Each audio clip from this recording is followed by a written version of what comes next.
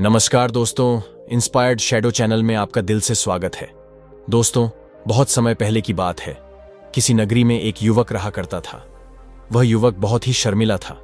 वह इतना शर्मीला था कि जब भी उसके सामने कोई नया व्यक्ति आ खड़ा होता तो वह उससे बात तक नहीं करता था। यहां तक कि जिन्हें वह जानता था, पहचानता था, उनसे भी बात करने में उसे बहुत शर्म आया करती थी। वह उनसे भी ठीक से बात नहीं कर पाता था और अपनी इस समस्या के कारण वह खुद ही बहुत परेशान रहता था, क्योंकि वह अपने जीवन में कुछ कर ही नहीं पा रहा था। धीरे धीरे समय बीतता गया और समय बीतने के साथ साथ उस युवक की शर्म आने की आदत भी बढ़ती चली गई, जिस कारण वह अत्यधिक निराश रहने लगा, परेशान रहने लगा, चिंतित रहने लगा। उसे यह समझ नहीं आ रहा था कि वह अपनी इस समस्या से किस तरह से छुटकारा पाए। उसके घर वाले भी उसकी इस समस्या को लेकर बहुत चिंतित रहने लगे थे। वे सोचते थे, इसका क्या होगा, यह अपने जीवन में कुछ कर पाएगा भी या नहीं। जब भी वह कहीं पर काम के लिए जाता तो लोग उसके इस सीधेपन का फायदा उठाते, उसे परेशान करते। वह कुछ ज्यादा कह नहीं पाता था, जिस कारण उसे कोई कुछ भी कह देता और वहां से चला जाता। इन्हीं सब कारणों की वजह से उसका मन कहीं भी किसी भी काम में नहीं लगता। वह हर काम को कुछ ही दिनों में छोड़ दिया करता। उसके मन में बहुत कुछ चल रहा था। उसके मन में विचारों के तूफान उठ रहे। वह सबसे बहुत कुछ कहना चाहता था, लेकिन अपनी इस आदत के कारण वह किसी से कुछ नहीं कह पा रहा था। वह अंदर ही अंदर घुटता जा रहा था। सारे विचार, सारी बातें उसके मन में ही दबी पड़ी थी, लेकिन कभी भी वह किसी से भी अपने मन की बात नहीं बताता था। जब छोटा सा बच्चा था तब उसे लोग बहुत पसंद करते थे। उसकी इस आदत को भी लोग सराहते थे। लेकिन इसी आदत की वजह से जब वह बड़ा हो गया, युवा हो गया, तो इसी आदत के कारण उसे अपना जीवन जीने में भी अत्यधिक परेशानियां उठानी पड़ रही थीं और वह युवक भी अपनी इसके कारण बहुत परेशान रहता। अपनी इस एक आदत से छुटकारा पाना चाहता था। वह चाहता था कि वह लोगों से अपने मन की बात खुलकर कह पाए। वह जो कुछ करना चाहता है, जो कुछ कहना चाहता है, वह सबसे वह खुलकर कह सके, कर सके।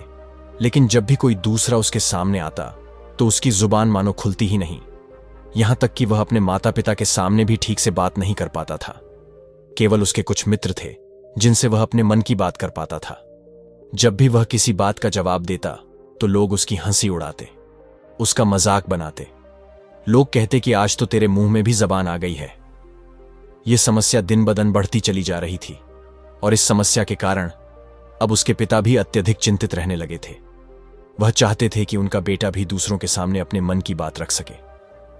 लेकिन एक दिन जब अपने उस बेटे को दूसरों के सामने शर्मिंदा होता हुआ देख रहे थे, तभी उन्हें बहुत क्रोध आया और वह अपने बेटे को खरी खोटी सुनाने लगे। उन्होंने उसे इतना डांट दिया कि वह युवा लड़का अत्यधिक क्रोधित हो गया और वहां से बिना कुछ कहे वह वहां से चला गया। शाम हो चुकी थी और अब तक उनका बेटा घर नहीं लौटा था। माता और पिता दोनों बड़े ही चिंतित थे। वे अपने बेटे को वापस घर पर देखना चाहते थे, लेकिन युवा लड़का तो भागते भागते पहाड़ की चोटी पर जा पहुंचा था। वह वहां से नीचे की ओर रहा था और ईश्वर से कह रहा था, हे भगवान, आपने मुझे ऐसा क्यों बनाया? लोग मेरा मजाक उड़ाते हैं, लोग मेरी हंसी उड़ाते हैं। जब मैं इस दुनिया में अपने मन की बात रख ही नहीं सकता, मैं किसी से कुछ कह ही नहीं सकता, तो फिर मैं इस जीवन को जीकर क्या करूंगा? जब भी मैं किसी से कुछ कहने की कोशिश करता हूं तो लोग मेरा मजाक बनाते हैं, मेरी हंसी उड़ाते हैं। यहां तक कि वह मुझसे कुछ भी कहकर चले जाते हैं और मैं उनका जवाब नहीं दे पाता। ऐसा जीवन जीकर मुझे क्या मिलेगा? इसलिए मैं तेरे पास आ रहा हूं। इतना कहकर जैसे ही वह युवक कूदने की तैयारी कर रहा था कि तभी पीछे से आवाज सुनाई पड़ी, बेटा, जान देना तो बहुत आसान है, लेकिन इस जान को तुम वापस नहीं पा सकोगे। जैसे ही यह आवाज उसके कानों में पड़ी, वह पीछे मुड़कर देखने लगा। उसने जैसे ही पीछे मुड़कर देखा, उसने पाया कि एक भिक्षु उसके पीछे खड़े हैं। उन्हें देखकर वह डर सा गया और अपने कदम पीछे खींच लिए और चुपचाप वहां पर खड़ा हो गया। अपनी आदत के कारण वह उनसे कुछ कह नहीं पा रहा था। तभी भिक्षु उस युवक से कहते हैं, बेटा, क्या बात है? आखिर तुम यहां पर क्या कर रहे हो और तुम अपने इस जीवन को क्यों समाप्त करना चाहते हो? यह अनमोल जीवन बहुत कम लोगों को नसीब होता है और तुम्हें यह जीवन व्यर्थ लगता है। इस पर वह युवक कहता है, नहीं नहीं, कुछ नहीं, मैं तो बस यहां पर खड़ा होकर देख रहा था। तभी भिक्षु उस युवक से कहते हैं, बेटा, मैं जानता हूं कि तुम यहां पर क्या करने आए थे। तुम मुझसे कुछ नहीं छुपा सकते, लेकिन मैं चाहता हूं कि तुम अपनी समस्या मुझसे खुद बताओ, तभी मैं उसका समाधान तुम्हें बता पाऊंगा। यदि तुम चाहते हो कि कोई तुम्हारी मदद करे तो उसके लिए पहले तुम्हें ही आगे बढ़ना होगा। यदि तुम चाहते हो कि मैं तुम्हारी समस्या का समाधान करूं तो तुम्हें मुझे अपनी समस्या बतानी होगी, वरना मैं कुछ नहीं कर सकूंगा। उन भिक्षुओं की यह बात सुनकर वह युवक कहता है, नहीं नहीं, मैं ठीक हूं, मैं सच कह रहा हूं। उस युवक की यह बात सुनकर भिक्षु उस युवक से कहते हैं, ठीक है बेटा, यदि तुम नहीं चाहते कि मैं तुम्हारी मदद करूं तो कोई बात नहीं, मैं तुम्हारी बात पर विश्वास कर लेता हूं। लेकिन तुम्हें भी मेरी एक बात पर विश्वास करना चाहिए कि मैं तुम्हारी मदद के लिए ही यहां पर आया हूं। तुम चाहो तो तुम अपनी समस्या मुझे बता सकते हो और मैं तुम्हारी इस समस्या का समाधान भी अवश्य करूंगा। इसका जवाब देते हुए युवक उन भिक्षु से कहता है, नहीं नहीं, मैं ठीक हूं, आप जाइए इस पर। वह भिक्षु उस युवक से कहते हैं, ठीक है बेटा, यदि तुम चाहते हो कि मैं यहां से चला जाऊं तो मैं यहां से चला जाता हूं, लेकिन मेरी एक बात याद रखना, मेरे जाने के बाद मैं तुम्हारी कोई मदद नहीं कर पाऊंगा। हो सकता है कि तुम्हारी मदद के लिए कोई और आगे भी ना आए। इतना कहकर भिक्षु पीछे की ओर मुड़े और अपने मार्ग में आगे बढ़ने लगे। वह युवक वहीं पर खड़ा होकर यह सब देख रहा था। जैसे ही वह कुछ दूर पहुंचे तभी उस युवक ने जोर से आवाज लगाई, हे गुरुदेव, मेरी समस्या बहुत बड़ी है, क्या आप उसका समाधान कर सकेंगे? क्या आप मुझे उसका समाधान दे सकेंगे? यह सुनकर भिक्षु वहीं पर खड़े हो गए। पीछे मुड़कर उन्होंने उस युवक की बात का जवाब देते हुए कहा, बेटा, इस दुनिया में कोई भी ऐसी समस्या नहीं है जिसका कोई समाधान ना हो। यदि तुम मुझे अपनी समस्या बताओगे तो मैं उसका समाधान अवश्य करूंगा। तभी वह युवक उन भिक्षु से अपनी समस्या बताते हुए कहता है, गुरुवर, मेरी एक बहुत बड़ी समस्या है कि मैं शर्मीला हूं, जिस कारण मैं किसी से कोई बात नहीं कर पाता। यहां तक कि मैं अपने मन की बात भी किसी को नहीं बता पाता। जब भी मैं किसी से बात करने की कोशिश करता हूं तो लोग मेरा मजाक उड़ाते हैं, मेरी हंसी उड़ाते हैं। जब भी मुझे कोई खरी खोटी सुनाता है, उल्टी सीधी बातें करता है, तो मैं उनका जवाब नहीं दे पाता। मैं लोगों की तरह चालाक बनना चाहता हूं, लोगों की तरह बातों का जवाब देना चाहता हूं, अपने मन की बात करना चाहता हूं। मैं इस दुनिया के साथ कदम से कदम मिलाकर आगे बढ़ना चाहता हूं। क्या इसका कोई समाधान है? उन भिक्षु ने उस युवक की सारी बातें ध्यानपूर्वक सुनी और फिर जवाब देते हुए कहते हैं, बेजरूरत से ज्यादा शर्मीला होना, इसका अर्थ यह है कि तुम्हारे अंदर कोई डर है जिसे तुम पहचान नहीं पा रहे, जिस कारण उसका समाधान करने में भी असमर्थ हो। शर्म करना अलग बात है और डरना अलग। जब हमारे भीतर डर होता है तब हम कहीं भी किसी से भी कोई भी बात नहीं कर सकते। हमें चारों तरफ केवल डर ही नजर आता है और हम हर जगह से डरते ही रहते हैं। लेकिन इसे शर्म आना नहीं कहते। शर्म तो बस एक हद तक तुम्हें चुप रख सकता है। फिर वह भिक्षु उस युवक से कहते हैं, बेटा, तुम सबसे अधिक किससे शर्माते हो? युवक इसका जवाब देते हुए कहता है, गुरुवर, मुझे अपने पिता से बात करने में बहुत शर्म आती है। मैं उनके सामने कुछ बोल ही नहीं पाता। तभी वह भिक्षु उस युवक से कहते हैं, अच्छा तो यह बताओ, जब तुम अपने पिता से बात कर रहे होते हो या फिर बात करने का प्रयास करते हो तो तुम्हारे मन में कैसे ख्याल आते हैं? युवक इसका जवाब देते हुए कहता है, गुरुवर, जब भी मैं अपने पिता से बात करने का प्रयास करता हूं तो मुझे ऐसा लगता है कि मानो मेरे पिता अभी मुझे डांट देंगे, मुझ पर क्रोध करेंगे मुझसे या नाराज हो जाएंगे। और कहीं ना कहीं मुझे यह भी लगता है कि मैं कुछ गलत बात ही करूंगा। यहां तक कि मेरे मन में ऐसे भी ख्याल आते हैं कि शायद मेरे पिता मुझसे प्यार ही नहीं करते। परंतु गुरु और आप कहते हैं कि शर्म अलग है और डरना अलग बात है। तो क्या कोई ऐसा उपाय है जिससे मुझे डर ही ना हो? क्या कोई ऐसा रास्ता है जिससे मेरे अंदर का यह डर पूरी तरह से समाप्त हो जाए? कृपा करके मुझे इस समस्या का समाधान बताइए। मुझे अपने इस डर से बाहर निकलना है। मुझे लोगों की तरह अपने इस जीवन को खुलकर जीना है। उस युवक की यह सारी बातें सुनकर भिक्षु उस युवक से कहते हैं, जाओ और अपने पिता से कहो कि मुझे कुछ काम करना है और उसके लिए मुझे आपसे कुछ धन चाहिए। यदि तुम उनसे धन मांगने में कामयाब हो गए तो मैं तुम्हें तुम्हारी समस्या का समाधान अवश्य बताऊंगा। वह युवक काफी घबरा गया। उसने उन गुरुवर से कहा, हे गुरुवर, मुझे यह कार्य ना दीजिए, मैं उनसे कुछ नहीं कह पाता। उनके सामने तो मेरी बोलती तक बंद हो जाती है। मैं उनसे धन भला कैसे मांगूंगा। यह बात सुनकर भिक्षु उस युवक से कहते हैं, तब तो तुम्हारी समस्या का कोई भी समाधान नहीं है और ना ही तुम कभी भी अपने जीवन को खुलकर जी पाओगे। यह बात सुनकर युवक उन भिक्षुओं से कहता है, गुरुवर, ऐसा ना कहिए। कृपा करके मुझे कोई और कार्य बताइए, कोई ऐसा कार्य जिससे मेरे अंदर का डर पूरी तरह से समाप्त हो जाए। कोई ऐसा समाधान बताइए। इसका जवाब देते हुए वह भिक्षु उस युवक से कहते हैं, बेटा, यदि तुम्हें अपने अंदर के डर को समाप्त करना है तो पहले तुम्हें मेरा यह कार्य करना होगा जो मैंने तुम्हें कहा है। वह युवक घबराकर काफी देर सोच विचार करने के बाद पुनः गुरुवर से कहता है, ठीक है, यदि आप चाहते हैं कि मैं इस कार्य को करूं तो इसे करने का पूरा प्रयास करूंगा। इतना कहकर वह युवक अपने घर लौट जाता है। उसे देखकर उसके माता पिता बहुत खुश हो जाते हैं और वह युवक अपने पिता से डरते डरते कहता है, पिताजी, मुझे आपसे कुछ बात कहनी है। इस पर उसके पिता कहते हैं, बोलो, क्या बात है। युवक आगे कहता है, पिताजी, मैं कुछ काम करना चाहता हूं और उसके लिए मुझे आपसे कुछ धन चाहिए। क्या आप मुझे कुछ धन दे सकते हैं। इतना सुनकर उस युवक के पिता ने उसकी ओर ध्यान से देखा। काफी देर देखने के बाद वह खुशी से झूम उठे और तुरंत ही उन्होंने कुछ धन अपने पुत्र को दे दिया और कहने लगे, बेटा, इतना धन काफी है कि तुम्हें और चाहिए। इसके जवाब में वह युवक अपने पिता से कहता है, नहीं नहीं पिताजी, इतना काफी है, मैं इतने से काम चला लूंगा। वह युवक उस धन को लेकर तुरंत दौड़ा उन भिक्षु के पास लौटा और जो धन उसने अपने हाथों में ले रखा था उसे दिखाते हुए वह कहता है, गुरुवर, जैसा आपने कहा था, मैं धन लेकर आपके पास आ चुका हूं।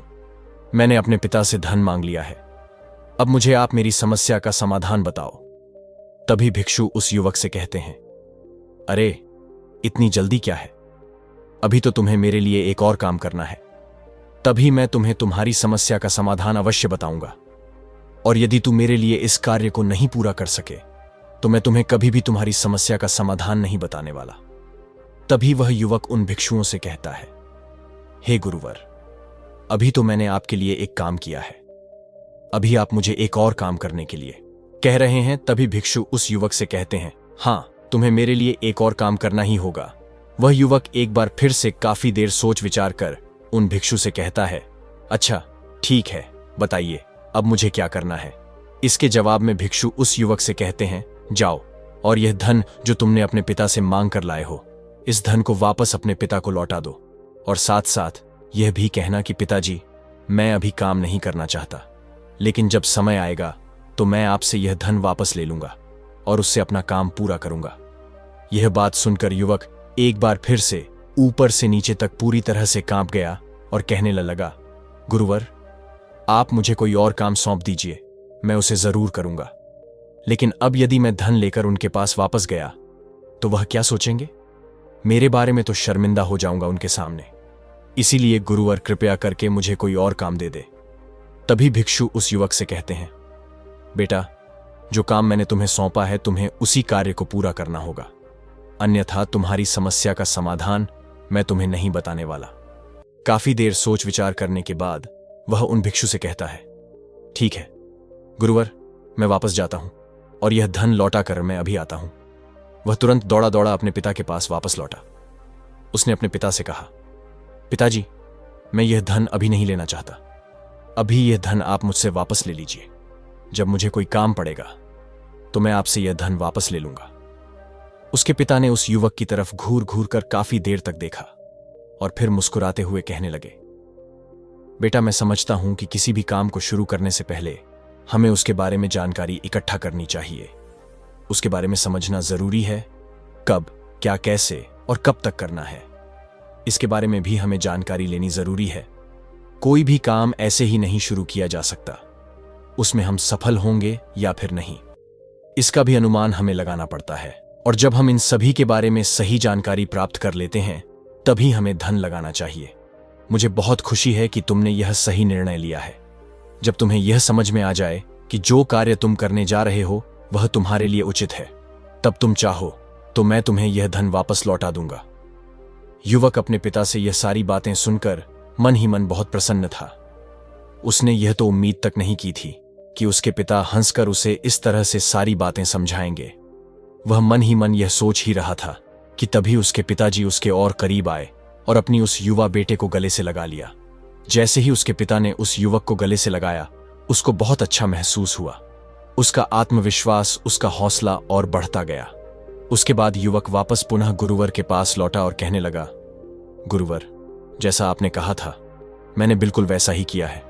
मैंने धन अपने पिता को वापस कर दिया है। अब तो कृपया करके मुझे मेरी समस्या का समाधान बता दीजिए। तभी भिक्षु उस युवक की तरफ देखकर मुस्कुराते हैं और उस युवक से कहते हैं, बेटा इतनी जल्दी क्या है, अभी तो तुम्हें मेरे लिए एक और काम करना ही पड़ेगा। वह युवक कहता है, महाराज, आप आखिर मुझसे बार बार इस तरह से काम क्यों करवा रहे हैं? क्या आपके पास मेरी समस्या का कोई समाधान नहीं है? कहीं आप मुझे बेवकूफ तो नहीं बना रहे, जिस तरह से लोग मुझे बेवकूफ बनाते हैं? क्या आप भी मेरे साथ वही तो नहीं कर रहे हैं? आपने कहा, जाओ अपने पिता से पैसे मांग कर लाओ। मैंने पैसे मांग कर लाए। आपने फिर कहा, जाओ ये पैसे अपने पिता को लौटा कर आओ। मैंने आपके कहे अनुसार बिल्कुल वैसा ही किया, और अब आप कह रहे हैं कि मैं आपके लिए एक और काम करूं। नहीं, यह मुझसे नहीं होगा। तभी भिक्षु उस युवक की तरफ देखकर मुस्कुराते हैं और कहते हैं, बेटा बस ये आखिरी काम है और यह बहुत सरल भी है। तुम जैसे ही इस कार्य को पूरा करोगे, मैं तुम्हें वचन देता हूं कि मैं तुम्हारी समस्या का समाधान तुम्हें अवश्य बताऊंगा। इस पर वह युवक फिर से एक बार सोच विचार करता है और उन भिक्षु से कहता है, ठीक है, लेकिन यह आखिरी काम है जो मैं आपके लिए करूंगा। बताइए मुझे क्या करना है? तभी भिक्षु एक मूर्ति निकालकर उस युवक के हाथ में थमा देते हैं। वह मूर्ति दिखने में बहुत ही साधारण सी थी, लेकिन वह भिक्षुक उस युवक से कहते हैं, बेटा तुम्हें इसे बाजार में ले जाना है, इसे बेचना है और इसके बदले में तुम्हें 100 सोने के सिक्के लेकर आने हैं। जब तुम यह करने में सफल हो जाओगे, तभी मैं तुम्हें तुम्हारी समस्या का समाधान तुम्हें बता पाऊंगा। वह युवक उस मूर्ति को अपने हाथों में लेकर बड़े ही गौर से देखता है और उन भिक्षुओं से कहता है, हे गुरुवर, यह तो बड़ी ही साधारण सी मूर्ति लग रही है, मानो मिट्टी की बनाई गई हो। इसके लिए भला 100 सोने के सिक्के मुझे कौन देगा? कहीं आपका दिमाग खराब तो नहीं हो गया है? इसके 1 या 2 सोने के सिक्के मिल जाएं, वही बहुत है, लेकिन इसके लिए 100 सोने के सिक्के कोई नहीं देगा। तभी वह भिक्षु उस युवक से कहते हैं, बेटा मैंने जो तुम्हें काम सौंपा है, यदि तुम उसे पूरा करोगे तभी तुम्हें तुम्हारी समस्या का समाधान मिल पाएगा। अन्यथा तुम चाहो तो अपने घर लौट सकते हो, फिर से वही अपने पुराने जीवन में, जहां लोग तुम्हारा मजाक बनाते हैं, लोग तुम्हें डराते हैं, सताते हैं। मैं तुम्हें यहां अपने डर को निकालने में तुम्हारी मदद कर रहा हूं। तुम मेरे ये काम करके अपने डर को धीरे धीरे भगा पाओगे। मेरे इस काम को पूरा कर दो, तुम्हें सब समझ आ जाएगा। वह युवक उन भिक्षु की बात सुनकर मन ही मन यह विचार करता है कि मुझे तो मेरी समस्या का समाधान किसी भी हालत में चाहिए, जिस कारण वह उस मूर्ति को उठाकर बाजार की ओर चल पड़ता है। बाजार पहुंचकर वह एक जगह चुपचाप उस मूर्ति को लेकर खड़ा हो जाता है और इंतजार करने लगता है कि कोई आएगा और उसे उस मूर्ति के बारे में पूछेगा, और तब वह उस मूर्ति के लिए 100 सोने के सिक्के की मांग करेगा। देखते ही देखते काफी समय बीत गया, लेकिन अभी तक उसके पास कोई भी व्यक्ति नहीं आया था। उसने आसपास देखा तो लोग चिल्ला चिल्ला कर अपने सामानों को बेच रहे थे, जोर जोर से आवाज लगा रहे थे। उसने भी सोचा, यदि मुझे अपनी इस मूर्ति को बेचना है तो मुझे भी जोर जोर से आवाज लगानी होगी। उस युवक ने चिल्लाना शुरू किया, लेकिन वह इतनी जोर से नहीं चिल्ला पा रहा था। उसकी आवाज उसे खुद तक सुनाई नहीं पड़ रही थी, तो भला उसकी आवाज को दूसरे कैसे सुनते, जिस कारण उसे कोई भी व्यक्ति खरीदने के लिए तैयार नहीं था। धीरे धीरे शाम का समय हो चुका था और उस व्यक्ति को यह डर था कि कहीं वह भिक्षु वहां से कहीं चला ना जाए, अन्यथा उसे उसकी समस्या का समाधान कौन देगा। यह सोचकर उसने जोर जोर से आवाज लगानी शुरू की कि 100 सोने के सिक्के में यह मूर्ति ले लो। उसकी आवाज सुनकर लोग उसके पास आने लगे और उससे यह सवाल करने लगे, इस मूर्ति में ऐसा क्या है जो तुम इसके लिए 100 सोने के सिक्कों मांग रहे हो? इसके अंदर ऐसा कुछ तो खास होगा ही। युवक काफी देर सोच विचार कर उस युवक से कहता है, नहीं नहीं, मुझे कुछ नहीं पता, मैं तो यह मूर्ति यहां पर बेचने आया। तभी उसमें से एक युवक उस युवक से कहता है, अगर ऐसी बात है तो इस मूर्ति को कोई नहीं खरीदने वाला। आखिर इस मूर्ति में ऐसा क्या खास है जिसके लिए तुम सोने के सिक्के की मांग कर रहे हो? ये तो तुम्हें बताना ही पड़ेगा। धीरे धीरे कई लोग उसके पास आए और सभी ने बस एक ही सवाल किया, आखिर इस मूर्ति में ऐसा क्या खास है? ऐसी क्या बात है जिसके लिए तुम सोने के सिक्के की मांग कर रहे हो? उस युवक ने इससे बातचीत की, उन्हें समझाने की कोशिश की, कई प्रयत्न किए, लेकिन कोई भी उस मूर्ति को 100 सोने के सिक्के देकर खरीदने के लिए तैयार नहीं हो रहे थे। वह निराश हो गया। उसे कुछ समझ नहीं आ रहा था कि वह क्या करे। तभी बाजार में उसने देखा कि कुछ लोग अपने सामानों की खासियत बता रहे हैं। उसे बेचने के लिए उसकी खास खास बातों के बारे में लोगों को समझा रहे हैं। यह देखकर उसने भी सोचा कि मुझे भी इस मूर्ति की कुछ खासियत लोगों को बतानी होगी। उसने फिर एक बार जोर जोर से आवाज लगाने शुरू की, समस्या का समाधान निकालने वाली मेरी गुरु की इकलौती मूर्ति, जो इस दुनिया में केवल एक ही है जिसके पास भी यह मूर्ति होगी, उसके घर में कोई समस्या नहीं होगी। यह मूर्ति उस समस्या का समाधान तुम्हें अवश्य बताएगी। यह सुनकर लोग उसके पास पहुंचने लगे और उसे यह सवाल करने लगे, क्या सच में यह मूर्ति जिसके पास होगी उसके पास कोई समस्या नहीं होगी? क्या सच में यह सभी समस्याओं का समाधान करती है? इसका जवाब देते हुए युवक कहता है, हां, सभी समस्याओं का समाधान कर देती है। यदि आप इस मूर्ति को ले जाते हैं, आपके घर में कोई भी समस्या होगी तो उसका समाधान यह आपको अवश्य बताएगी। चाहे कोई भी समस्या हो, कैसी भी समस्या हो, कैसी भी परिस्थिति हो, आपको इसका समाधान अवश्य मिलेगा। इतना सुनने के बाद अब वही एक मूर्ति सबको चाहिए थी। उस मूर्ति के दाम लगाने लगे। कोई उसे 200 सोने के सिक्के, तो कोई 400, कोई 600, तो कोई 1000 सोने के सिक्के देने के लिए तैयार था। उस मूर्ति की कीमत लगातार बढ़ती जा रही थी। जैसे जैसे लोगों को पता चलता जा रहा था कि यह मूर्ति लोगों की समस्या का समाधान करती है, लोग उसे किसी भी कीमत पर खरीदने के लिए तैयार हो गए थे। अब वह युवक भी आत्मविश्वास के साथ और जोर से चिल्ला रहा था, लोगों को उस मूर्ति के बारे में समझा रहा था, बता रहा था। अब उसके मन में कोई डर नहीं था। वह लोगों को उस मूर्ति के बारे में पूरे आत्मविश्वास के साथ बिना घबराए उस मूर्ति की खासियत बताने में लगा हुआ था, जिस कारण लोग उस पर भरोसा कर रहे थे और वह भरोसा लोगों की नजरों में नजर भी आ रहा था। जैसे जैसे अंधेरा होता गया, लेकिन लोगों की भीड़ मानो कम होने का नाम ही नहीं ले रही थी। लोग उस मूर्ति को खरीदना चाहते थे। फिर उस युवक ने जोर से आवाज लगाई कि मुझे क्षमा करें, यह मेरे गुरु की मूर्ति है और मैं इसे बेचना नहीं चाहता। इतना कहकर वह युवक उस मूर्ति को लेकर वापस खाली हाथ लौट आया और उन गुरुवर के पास पहुंचा और उन गुरुवर से कहने लगा, हे गुरुदेव, आपका बहुत बहुत धन्यवाद। इस मूर्ति ने मेरी समस्या का समाधान कर दिया। मुझे समझ में आ गया कि मेरी क्या समस्या थी। हालांकि मैं इसे बेचकर सोने के सिक्के तो आपके लिए नहीं ला पाया, लेकिन मुझे मेरी समस्या का समाधान अवश्य मिल गया। आपका बहुत बहुत धन्यवाद। इस बात को सुनकर भिक्षु उस युवक से कहते हैं, बेटा, मैंने तुम्हारी समस्या का समाधान नहीं किया, तुमने तो खुद ही अपनी समस्या का समाधान किया। अपनी समस्या तुमने खुद ही सुलझा है। तुम्हारे मन में हजारों सवाल थे। मैं यह करूंगा तो लोग क्या कहेंगे, मेरे बारे में क्या सोचेंगे? यदि मैं अपना मुंह खोलूंगा तो लोग मेरे पर हंसेंगे। यदि मैंने मुंह खोला तो मैं कुछ गलत ही करूंगा। ऐसे कई सारे विचार तुम्हारे मन में थे, ऐसे कई सारे डर तुमने अपने मन में पाल रखे थे।